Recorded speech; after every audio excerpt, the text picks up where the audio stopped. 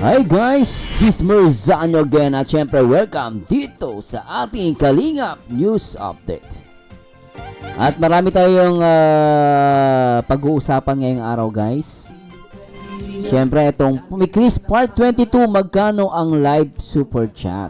No, yung Part 22 alamin natin. At the same time, Mr. Rox sinagot ang mga issues. No, tungkol yan dun sa nagsasabi na sa kanya siya daw ay mukhang pera. Gaano katotoo, tingnan natin ang sagot ni Starrox. At syempre, ang part 103 ng Jonker, daming pinaiyak. Talagang ganda ng review yun guys. Talagang maraming salamat din po sa mga Jonker na nag-comment at nag-review. At babasahin ko po ang inyong mga comment. Kahit po ako, talagang hindi ako maamubon dyan sa part 103. Ganda guys, sobra. Napaka genuine feelings ni Carla Topolar. Napakaganda guys. At the same time, ito, nag-interview si Kuya Bal dito sa tatay ni Chris James, si Tatay Jonel, no? About nga doon sa issue na ano, 'di ba? Ang may title to, mas masipag daw si Jonel o papa ni Chris. Alamin natin 'yan, guys, ha? At pag-usapan natin 'yan. At 'yun, syempre, kung ang habol mo po ay update dito sa Kalingap, syempre at kilig at marami pang iba, hindi ka nagkamali sa aking YouTube channel. Siyempre, welcome sa ating Kalingap News Update.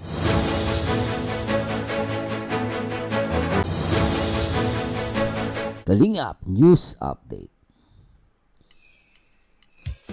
So anyway guys, shoutout din po sa lahat ng mga viewers natin, sa lahat ng mga solid viewers natin, at syempre sa lahat ng mga members natin mula Luzon, Visayas at Mindanao, syempre sa buong Mega Metro Manila, at syempre sa lahat ng mga Kalingap partners sa iba't ibang dako ng mundo, especially mga kapwa OFW natin dyan. Ingat po kayo palagi. At syempre, shoutout natin muna syempre ang nag-iisang founder ng Kalingap, ang nag-iisang Kuya Bal Santos Matubang, at syempre ang co-founder ng Kalingap, ang nag-iisang Ate Edno Vlogs. At syempre ang direktor na nagpapaviral, ang nag-iisang Kalingap Rob. So anyway, sa sa bungad, no? Sa bungad nating report, pakinggan natin guys itong si Tatay Jonel, yung tatay ni Krista. Ano masasabi niya dun sa issue? So, simulan natin to. Krista raw, ikaw yon, di ba? Papa ni Carla at saka ni... Sino yung papa ni Carla? Si ano? Tatay ano? Alan. Tapos yung tatay ni Bianci, si Biran. Mas masipag ka raw sa kanila. Ano masabi mo? Ano po, para sa akin po ay pare-pareho lang po kami kasi kanya-kanya po kaming talent ay. Yun. Yung talent po ni tatay ni Carla ay sa pangingisda ay wala naman akong ganung talent po. Di mo yung kaya. Hindi yung po yung kaya. Yun. Yung tatay naman po ni Bianci ay may sarili din pong hanap buhay. Nagbababoy yun. Nagbaboy po. May tindahan. May tindahan. Yun. Ako naman po, ito talaga, ang trabaho ko po ito ay simula pa nung wala pa si Krista, talagang ganito na po ang trabaho. Pagkakarpintero. Karpintero po. Kaya huwag nilang ikumpara. Opo. Oh. Huwag nilang ikumpara po kasi para pareho lang po kami na ano po, para sa pamilya yung ginagawa namin. Yun. Tama. Salamat sir ha. Yan ha. Yun ha. Diba? Maganda yung malinaw, no? May kanya-kanya kaming skill, no? May iba silang talent, no? At tama yun, hindi naman dapat ipagkumpara. So, actually guys, ako tatanungin nyo guys, ako yung beneficiary, si Beyonce, si Carla, si Krista, at iba pang mga beneficiary. Alam nyo, totoo lang guys, sa totoo lang, kung ako ang Kalingap Angels, tapos ang laki na ng, kumbaga parang nakaka-stable na ako, like Carla, Beyonce, no? Yung mga stable na sila kasi may bahay na sila, at the same time may mga sponsor na tumutulong sa kanila, and tutulungan din sila ni Kalingap Rob, at the same time yung sa Velvet Box, di ba? Kumikita sila doon. So, para sa akin, kung ganun ako stable, alam niyo, totoo lang guys, hindi ko na pagtatrabaho yung tatay ko Totoo lang. Hindi ko pagtatrabaho yung tatay ko kasi alam ko yung danger. Lalo kay Carla, yung tatay niya, nangingisda. Napakahirap nung guys. Kahit ako parang, alam mo, time to time, maalalim yung tatay mo na nasa delikado, no? Delikado guys sa pangisda, hindi basta-basta po yan, no? At yun, kahit ako hindi ko na pagtatrabahuin, no? Pero syempre, hindi naman po sila, kumbaga magkakaiba sila. At the same time, alam ko hanggang ngayon nag pa rin yan yung tatay niya, nangingista pa rin, no? So whatsoever, as long as nandyan sila para sa anak nila, sinusuportahan sila. Guys, alam nyo, malaking bagay po yun. Kahit nga sabihin na natin, for the sake of argument, hindi na sila magtrabaho, masama ba? Hindi po masama yun. Kasi ano naman unang-una, kumbaga, ang iniisip kasi ng iba, parang ba't inaasa sa anak? Hindi po ganoon. Alam nyo, in reality at in practicality, kahit naman po ako, alam ko, kasi tatay ko po ay construction worker, no? Construction worker tatay ko, sinasama niya din ako sa construction noon. Alam ko po yung hirap. Nandiyan yung tipong lahat ng napakadelikado rin po ng construction. So ngayon, kung ikaw naman bilang anak, kaya mong i-provide, di masamang kahit di mo pagtrabaho ng tatay mo, hindi mo pinagtrabaho, tamad na. Di ba no? At ang masama kasi diyan, nagko-compare kasi yung iba. Yun ang masakit dito, guys. Kino-compare ng iba yung yung tatay ng mga beneficiary. Mali po yun. Ako, disagree ako doon. Napaka mali po yun na i-compare mo yung mga beneficiary, yung tatay, no? Na kasi ganito masipag, ito hindi. So, maling-mali mo po yun. Ilang masasabi ko doon sa issue na yun. So, ang pakiusap ko lang sa mga supporters, no? Alam ko yung mga solid supporter, mababait yan. Pero yung mga toxic, tigilan nyo gumawa kayo ng issue kasi hindi po yung maganda. No? Hindi nakakatulong yan. So, anyway, dako naman tayo, guys. Syempre, dito sa... Gusto ko itong basahin, no? Ito tayo yung pinagsimulan ng issue. No, ito yung pinagsimulan ng issue kaya may nag-comment daw, ayon na may nag-comment doon at pinagko-compare nga itong tatay nila Carla, nila Beyonce sa ay tatay ni Krista. Si Krista kasi tatay niya, siguro kaysa walang ginagawa, nag-carpentero na lang sa Kalingap. Since carpentero siya, normally makikita natin siya nakasama siya ni Kuya Bal. Kung si Kuya Bal nangingista panigurado baka sumama yung tatay ni Carla.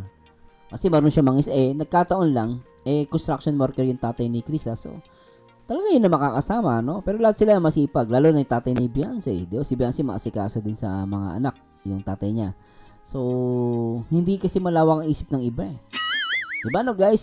Please comment down below kung may mali po ako. Pero yun ang masasabi ko. So panoorin ko lang to guys saglit tong video ni Carla. Di ako makabubon dito Ugali ko kasi lang dahil din sa kanila, sa pagpapalaki nila sa akin ng maayos. Then, naalala ko dati nung every time na galing si Papa sa laot po, tapos nag-aaway sila kasi walang nahuli si Papa. Tapos, sabi po ni Mama, wala na naman kaming mababaon ng mga kapatid ko.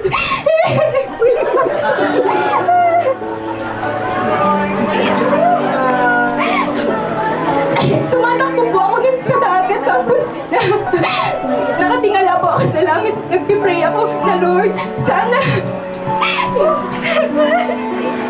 Diba? Hindi ko na kinakaya yung ni Carla dyan. Totoo lang guys, talagang kahit ako naiyak ako. Hanggang ngayon naiyak ako kasi naalala ko yung tatay. Ganyan na ganyan ako guys. Ako naman nung panahon ko, ang panalangin ko lang sa Diyos noon, sana pagdating ng araw, makapagtrabaho ako. At yung trabaho ko lang pagkain lang. Kasi di na kami nakakain ng masarap Napakahirap kasi pag yung magulang mo, yun ang inaasa na trabaho. Tapos, hindi tulad ng empleyado yung tatay mo. Ang tatay mo, professional, empleyado. So, meron kang inaasahan na sahod ng tatay mo every month. Hindi tulad ng minsan construction, mga mangingisda, kakain lang yan, magkakapera yan kung merong gawa or merong huli. Hindi ba? Ganun po. So, napakahirap. So, try ko lang po basahin, no? At gusto kong mabasa yung ibang comment dito, guys, sa mga supporter natin. Sabi ni Maridel Fernandez, nakakaiyak talaga sobra. Napakabait niya, kaya blessed ni Lord. Ako, agree ako dyan. Thank you, sir, sa pag-react. Grabe talagang buhay na buhay pag ikaw nag-react. Sobrang kilig at iyakan. Salamat po at basa pa tayo. Salamat sa mga mikris na support sa Jomcar, no? Basta ako, naiiyak talaga ako sobra. Sobrang naiiyak ako. Sabi ni Ma'am Yam Nilim, grabe luha ako dito, Carla. Happy 20th birthday. God bless. At galing talaga mag-react si Merzano, reaction sa Jomcar. Makakabaliw, nakakaliw yan si Sir Merzano. Salamat po. Si Ailani Romero, napakabait na bata kaya namin siya minahal kahit sobrang sikat na siya, hindi pa rin siya nagbabago, pati ang agom niya pareha silang mabait. Alam mo, totoo yan Totoo po yan. So, anyway guys, ano mo comment ninyo dito sa ating video reaction sa kay Carla? Para sa akin talagang hanggang ngayon guys, talagang iniiyakan ko tong video na to. No, kunwari, tuwing dumadaan sa newsfeed ko tong video ni Carla, naiyak po ako kasi nakaka-relate ako sa kanya. And kahit po ako tatanungin nyo, kung ako si Carla, yung tatay ko, nangingisda, baka patigilin ko po yan eh. Tay, huwag ka na mangisda, dito ka lang sa bahay. Sama-sama tayo rito. Kahit ako gagawin ko po yun. Hindi porket di na nagtatrabaho tamad na, hindi po. The mere fact na nakasupport yan, nag-aasikaso sa mga anak, kahit sino pong lalaki, no? Para sa akin lahat masipag yun. Ang tamad guys, yung nag-a-addict na, yung nag-a-addict, sinisira ang buhay, di ba? Yun talaga tamad yun. Walang pangarap sa buhay yun. Pero yung tatay lang nasa loob ng bahay, kahit nga nagwawalis yun, naglalaba, naghugas ng plato, masipag yun. Tama yung tatay ni Krista J na talagang iba-iba lang yung talent nila. Di ba? Iba-iba lang yung talent nila, so don't compare, no? Yun ang masasabi ko. So maraming salamat po sa mga Jonker. Hindi ko na po kayo ma-shoutout. Sobrang maraming salamat po. Na-appreciate ko po yung mga comment niyo. Hindi lang po ako makapag-reply sa sobrang dami at talagang nag-viral pa nga ata yung video ko. Salamat po talaga sa mga Jonker supporters. So, ganito lang, pakiusap ko na lang po sa mga love team. Mapa Edsy, Jonker, Franjoy, lahat po kayo, lahat ng love team. Iwasan na talaga natin na, alam mo yon, yung magkomento ng negative, no? Alam mo, hindi naman po masama na itaas mo ang iyong iniidolo. Kasi may bias po tayo, lahat tayo may paborito, lahat tayo mayroong bias.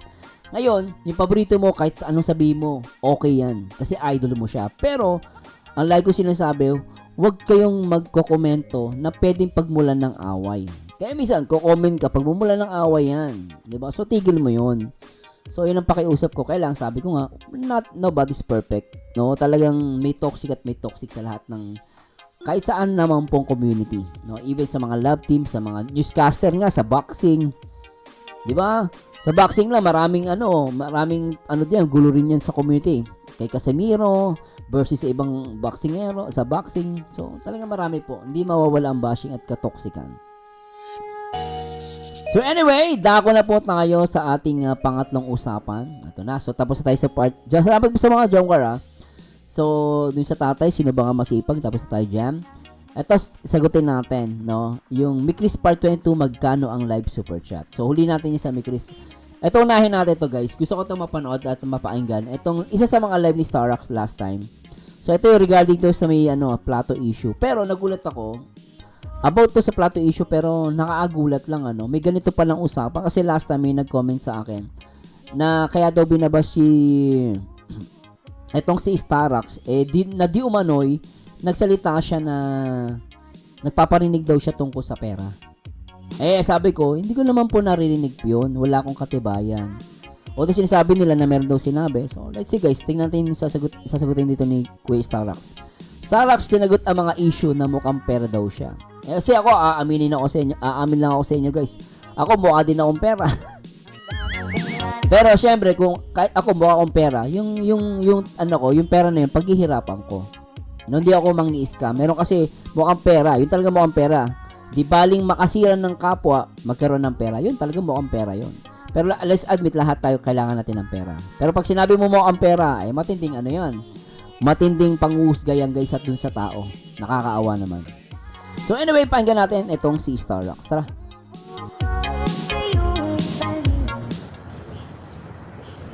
Dahil kung mukhang pera ko, kada live ko magpapa-apya ako sa inyo. O, palipad naman kayo sa akin. Palipad naman kayo mga kadyong ko sa live ko.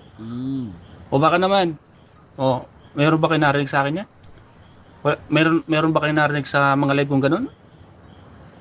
So, tinatanggi ni Starrox na may narinig. Although may nag-comment sa akin last time, kaya ako gagawin maniwala na binabanggit daw niya yon yung panghihingi ng pera.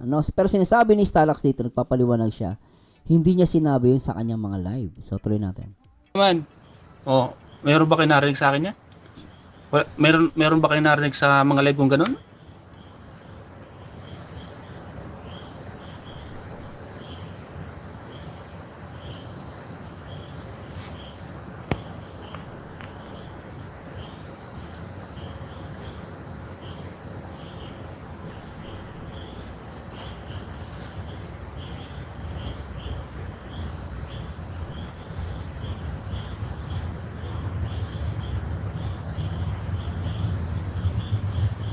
Sa totoo lang nahiblad lang po ako sa mga nabasa ko at sa mga komento ng mga ibang mga nag-comment sa mga at yung mga nag-chat sa akin na bakit ganun daw yung ugali ko, bakit ginawa ko daw yun.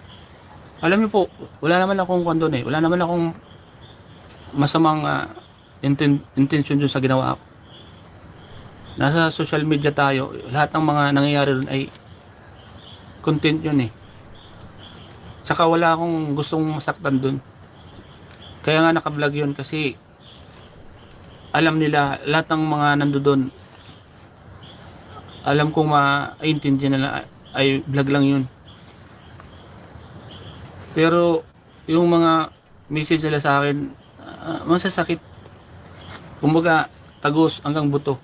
So talagang nasaktan talaga siya. Hindi niya sasabihin ni Starax na tagos. Yung mga message, masasakit, tagos hanggang buto. Ibig sabihin talagang nasaktan siya. Alam niyo ako, Starax.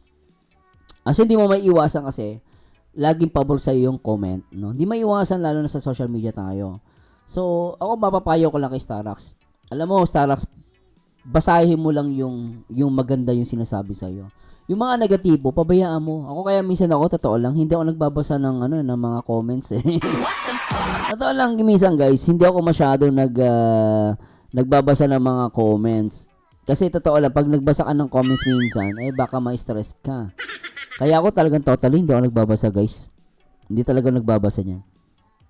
Kung pagsasabihan ka ng mga di mo naman ginagawa, di ba? Kahit naman siguro kayo, pag kayo sinabihan ng ganun, so magre-react kayo, Tama naman. di ba? Oo, pero kung hindi naman totoo, pabayaan mo. Huwag mo silang seryosohin. Sabi mo, inggit ka lang. Kasi pag sineryoso mo yung mga ganyan, kaya sinabi sa'yo na mukha kang pera, hindi mo naman pala ginagawa. Pag pinatulang mo yan, tuwan-tuwa yan. Starax. Tignan mo si Bro Bobby. Sabi sa akin, bro, ako hindi ako nagbabasa ng comments. Kasi totoo, effective yun. Kasi pag nagbasa ka, ay nako, matutuliro utak mo. Kaya minsan, wag mo sa seryosohin yung mga nababasa mo. Kilala mo naman ang sarili mo. So, kung kilala mo sarili mo, huwag paniwalaan. Sabi mo, hindi naman masakit. Diba, no? Sabihan ka na mukhang pera, hindi ka lang nabigyan, ganun ka na, di ba? Nabasa ko nga yung ganung comments masakit nga naman, pero pabayaan na yun.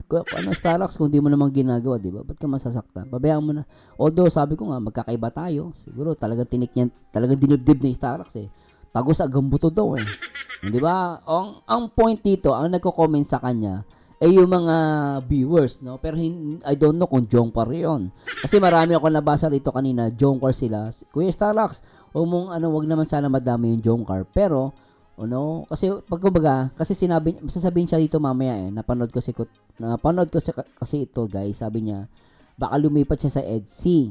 Ngayon nagulat ako, kasi may nabasa akong comment dito, sabi ng Jongkar, wag niyo naman idamay yung Jongkar, hindi naman sila yun ang basa sa'yo ba't ka lilipat? May punto, di ba? Hindi naman Jongkar, hindi naman si Carla, si Papa Joms yun ang basa sa'yo. Ang nambas lang naman sa'yo, viewers. Ba't ka aalis? Tama naman talaga. May punto naman. Although, si Kuya Starax ko support yan sa lahat ng love team. Pero tuloy natin to. Hindi naman ako ganun Hindi naman ako mukhang pera. Kasi kung mukhang pera ako, sa loob ng 3 taon, kada live ko magpaparinig ako sila magpaparinig. Sabihin nyo sa akin, minsan ba pag nag-live ako, may nagpaparinig ba ako sa inyo? Wala naman. Di ba? Kaya huwag kayong magsasabi sa akin na mukhang pera ako. So lumalabas, hindi nagpaparinig si Starax. Sinasabi niya rito, sa loob ng 3 taon, hindi ako nagpaparinig.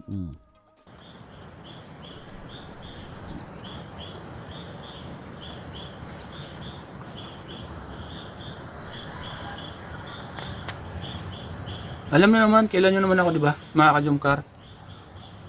Tuwing may mga nangyayaring hindi maganda, di ba? Isa ako sa mga nagtatanggol sa mga ina-idolo nyo. Siyempre, scouter ako niyan Ako ang follow-up scouter niyan. Alam naman niya ni Carla.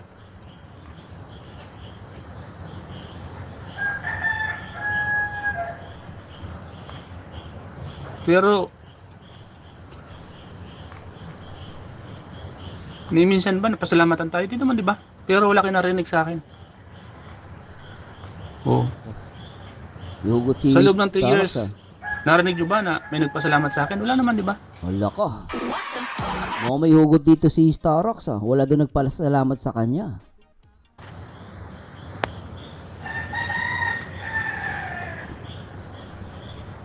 Pero wala kayo narinig sa akin, di ba? Pero huwag niyo akong pagsasabihin ng ganun, yung mga salitang hindi ko naman ginagawa. Kaya lang ko, sabi ko nga sa iyo, Starrox, yung mga ayaw natin marinig sa mga viewers, hindi natin sila control talaga. Yun ang katotohanan ng Starrox. Kaya nga sinasabi ko sa iyo, pag may nakita kang negative, delete mo na lang. Pabayaan mo sila. Di ba? Kung alam mo alam mo yung totoo, hindi mo ginagawa. Umpasinin. Hindi man totoo, di ba? Pakita mo na hindi totoo yung bintang sa iyo. Di ba? Kaya ubusin mo oras mo diyan sa mga ganyang comment. Dahil sa plato, ganun kagad yung... Plato talaga. Dahil sa plato, ganun kagad yung pangungus ganun sa akin. Hindi nga. Tsaka Kuya Starrox, in fairness may mga Jonkar love na love ka. Mamaya basahin yung comments guys. In fairness sa mga Jonkar, love na love siya ng ibang Jonkar supporters.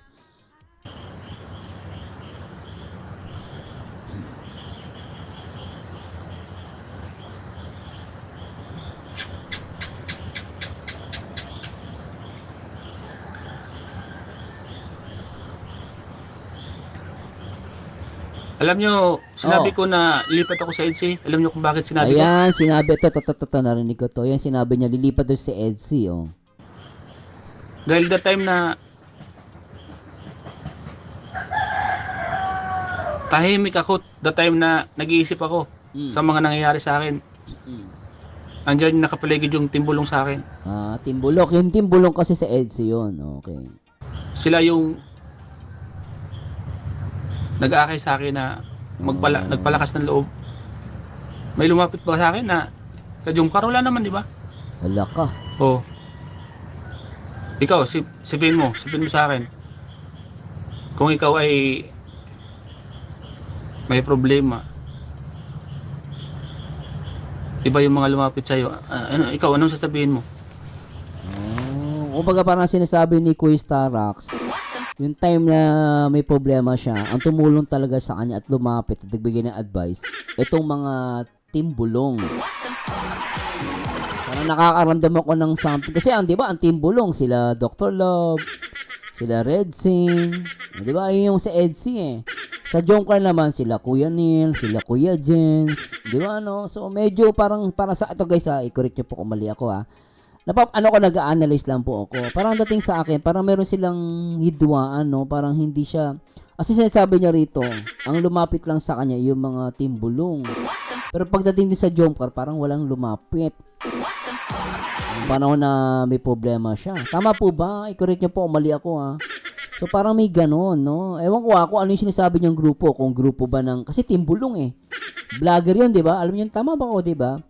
No, tas siyempre alam ko may mga vlogger din, reactor na grupo naman ng Jonkar. May ganun so yun ang naiisip ko Kung mali po ako, i-correct nyo ako So parang medyo muhugot dito si Starrox pero pakinggan natin.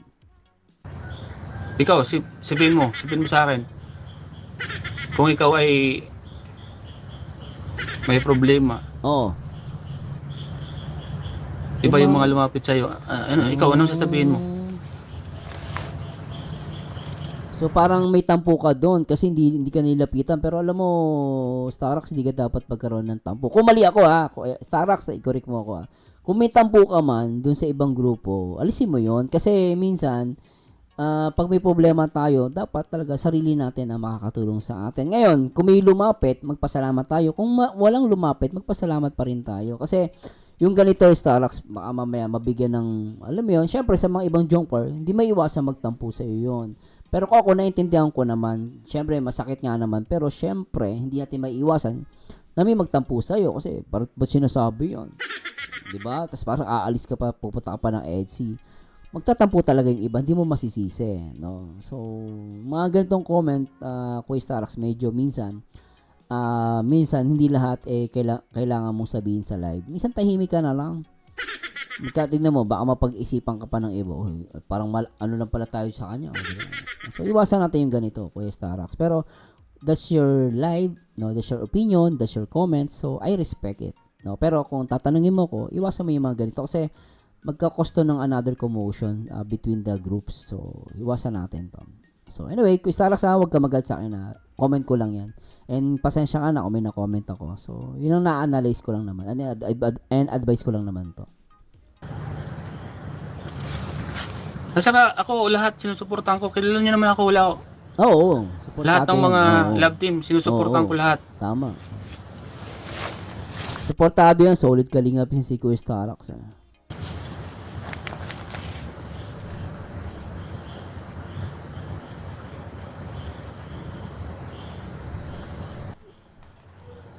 Doon sa plato, ang kausap ko doon yung staff.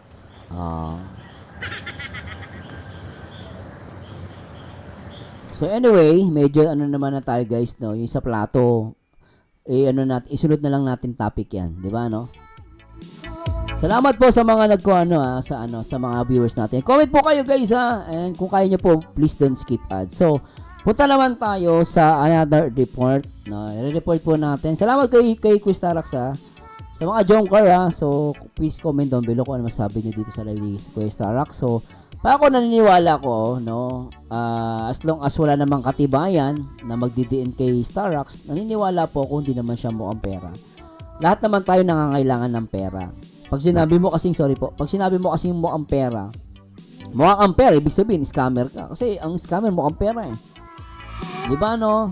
Pero kung ikaw naman ay ginagawa mo yan, nagpapasaya ka, tumutulong ka, tapos talaga ginagawa mo yung mga bagay na talaga mula sa puso mo, di ba?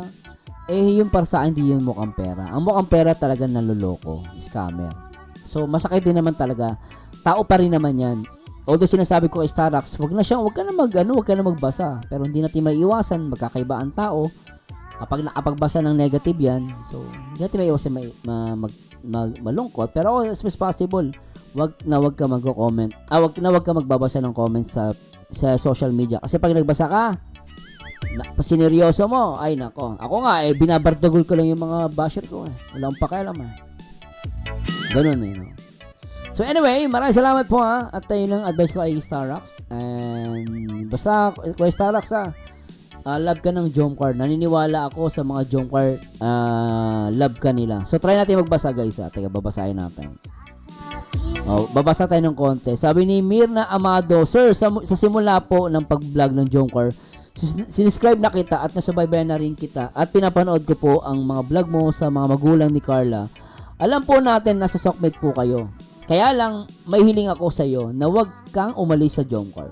Wala namang kinalaman sila Joms at Carla sa mga pangyayari. Pero sa mga narinig ko sa iyo, naintindihan kita. Viewer mo pa rin ako. Sa viewer lang po at solid Jomcar and Marathoners. Ganda ng comment niya guys.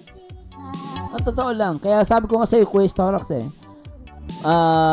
painggan mo yung mga taong naniniwala sa iyo. Yung mga basher mo, huwag mo intindihan yan. Maniwala ka. So anyway, shoutout naman tayo. Dako naman tayo dito sa live premiere ng Mikris. And congratulations po at maganda takbo ng Mikris. Silipin natin yan guys, no?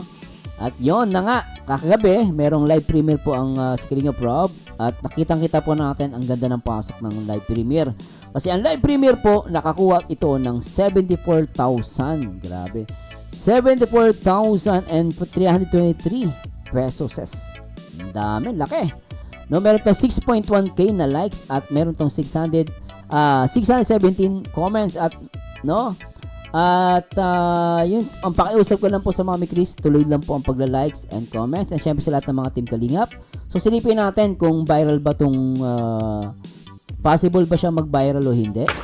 Yan. So ano natin to guys? So possible bang mag-viral itong ng Mikris? Yan. Pakita ko lang sa inyo guys Yan po yung super chat ni Kalinga Prob. So good all goods po ibig sabihin. And salamat po sa mga nagpalipad and support sa Mikris Part 22. So kung titingnan natin guys, talaga naman ganda ng So ito yung ilipat natin to guys Galang guys Yan. So makikita nyo guys, view trends. No, ibig sabihin views growth. Ito yan, view trends. So okay siya guys. Yan, feedback trends, mataas po siya. So mataas yung likes, yung comments ito pa ito pong green likes yan. Yung blue po comments. Pero mas mataas yung likes. So maganda pa rin. Pero mas maganda sana kung mapapataas pa natin yung comments. So view trends, mataas po yung growth ng Mikris as of January 31. Parang views growth niya is 30,000 plus. So hindi pa siya ganun ka-update guys pero yun, based dito sa kay Playboard, maganda po ang takbo ng channel ni Kalinga Prab. So kung titisilipin natin yung views ni Kalinga Prab, last kailan ba siya na-upload? 31, di ba?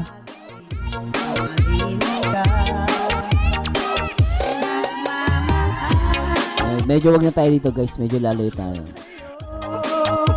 Ito na lang video, medyo mahina yung summary.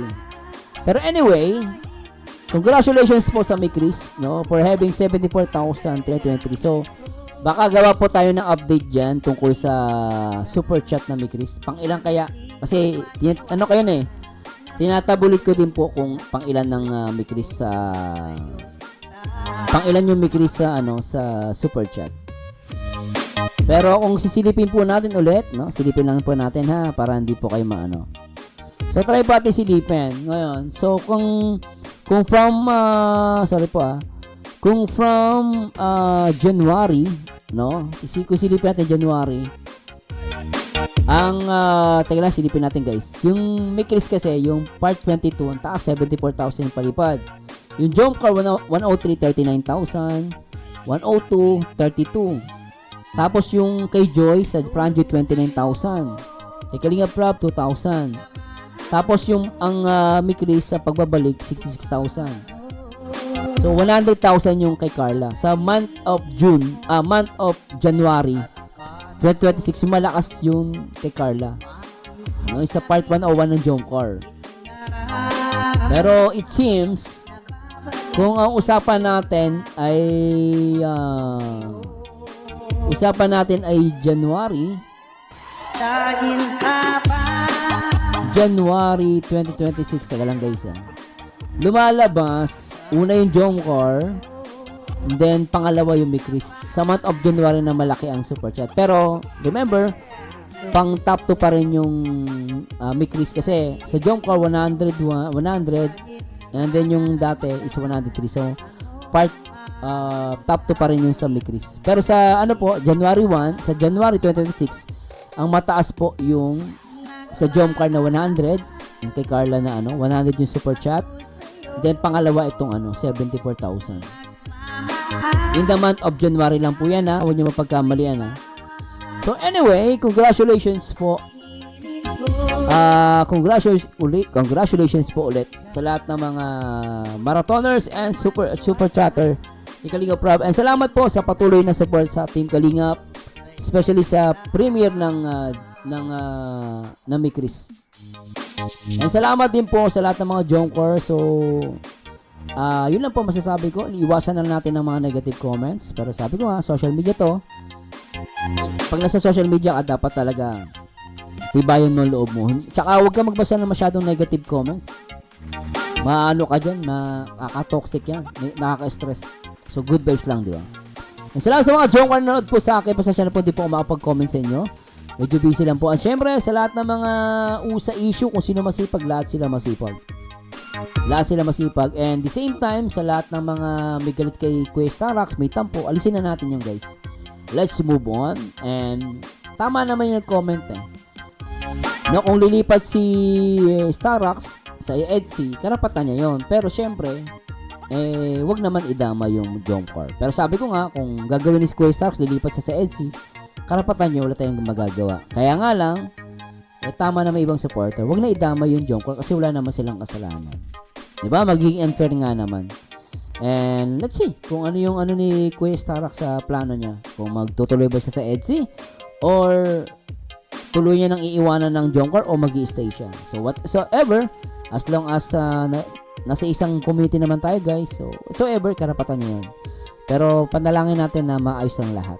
And maraming salamat po. Kung may nasabi po, kung hindi nyo nagustuhan, please let me know.